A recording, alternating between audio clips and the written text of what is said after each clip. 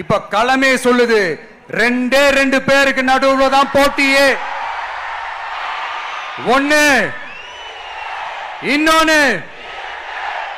ஒன்னு தூய சக்தி டிவிகே, இன்னொன்னு தீய சக்தி டிஎம்கே.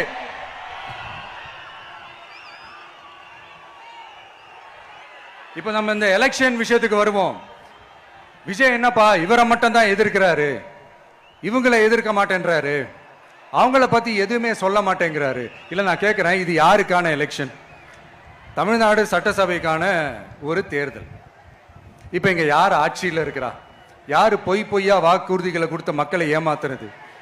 யாரு மக்கள் விரோத ஆட்சியை நடத்துறது? அப்ப இங்க யாரை அகற்றணும்? இந்த மக்கள் விரோத திமுக அரசை அகற்றணும்னா நம்ம யாரை எதிர்க்கணும்? எதுக்கு தேவையில்லாம பல முறை மக்கள் ஆல்ரெடி டிலீட் பண்ணவங்களை எதுக்கு நம்மளுடைய கான்சென்ட்ரேஷன், நம்மளுடைய டார்கெட் திமுக என்றப்போ டார்க்னஸ் குள்ள எதுக்கு கல்லெறியணும்? இங்க மக்களை விரும்புற விஜய் வேணுமா, இல்ல மக்கள் விரோத ஆட்சி நடத்துற ஸ்டாலின் சார் வேணுமா? அவ்வளவுதான் இந்த தேர்தலே. இதுக்கு